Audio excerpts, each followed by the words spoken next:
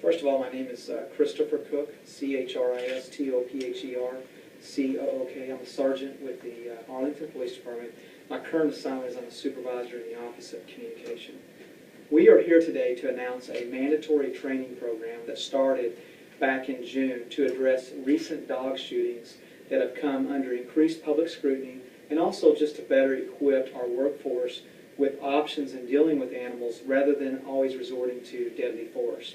We are also announcing changes to the way that we investigate these types of incidents.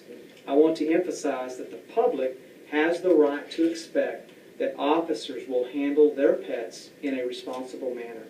We are dog lovers as well. We own pets. We even use dogs in police service here in Arlington, like many departments across the region. We also realize that our citizens love their pets as well. This issue is not just confined to Arlington. Deadly force encounters with animals occur across the country. No city is immune from encounters with our four-legged friends. While there are some isolated incidents where aggressive dogs that are not restrained do attack officers or citizens, we believe that is not the norm in most cases. Not every dog that the Arlington Police Department or our officers encounter is a dangerous dog. However, identifying the difference between aggressive and non-aggressive dogs takes specialized training. And so the goal of our training is to provide officers some non-lethal options when handling encounters with dogs. At the end of the day, we want our officers to have a better understanding of dog behavior, such as types of barking, the stances, the way a dog approaches, and other cues that will allow officers to take reasonable steps to stay protected while not necessarily harming the dog.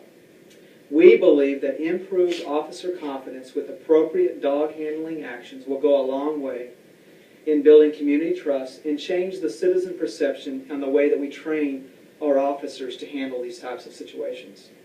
Our training program here in Arlington consists of two components.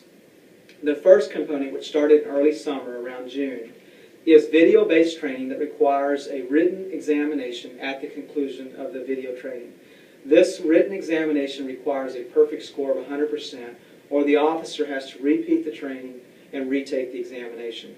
The second component of our training strategy is a classroom portion, which will start in January of 2013 and will include initially a 4-hour classroom component that will be taught by our K-9 team, which consists of a sergeant and 3 handlers. Citizens can also do their part by promoting responsible pet ownership and alerting officers to the presence of dogs.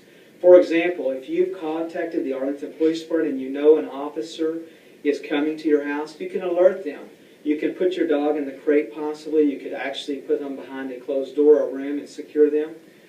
You could check your fences, gates, and screens, and be especially alert to the fact that when opening an outside door, a dog could inadvertently try to escape, and the officer might perceive that the dog was charging them or another citizen. We also ask that anytime your dog is on in the public domain, that the dog's on a leash, and don't ever let them roam unattended. We are going to do our part as the Arlington Police Department. We would encourage, responsible pet ownership. You can find other helpful tips as well by going to the Arlington Animal Services website. Now let me change gears just a moment and talk about the changes to our investigative process when we encounter a dog situation where an officer has elected to utilize deadly force. This change was mandated back in May by Interim Police Chief Will Johnson. Since May of this year, internal affairs investigators have now been responding and will continue to respond to all incidents where deadly force is used on a dog, regardless of whether the dog was struck or not. The public has the right to expect a thorough and impartial and a fact-finding investigation throughout the incident. Oftentimes, in the early stages of an incident where we have deadly force encounter with an animal, it is very frustrating to the public because only limited details are available while the investigation is occurring. However, the key through the investigative process is communication with the dog owner throughout the entire process. Public safety issues such as dealing with dogs in these types of situations cannot be resolved by police in a vacuum. Collaboration and partnerships with the community, including our animal advocates, including our external stakeholders, and our Animal Services Division is crucial and required to engage and promote responsible pet ownership and provide a foundation basically for effective and appropriate police response. I now want to turn it over to Mike Bass, Assistant Director over the Code Compliance Services Department, who was critical in developing the curriculum that's not only used in our video component, but also in our classroom component. Mr. Bass. I'm Mike Bass. I'm the Assistant Director of Code Compliance Services for the City of Arlington. In a document that was recently published by the Department of Justice COPS program, the problem of canine encounters and incidents are increasing throughout the United States.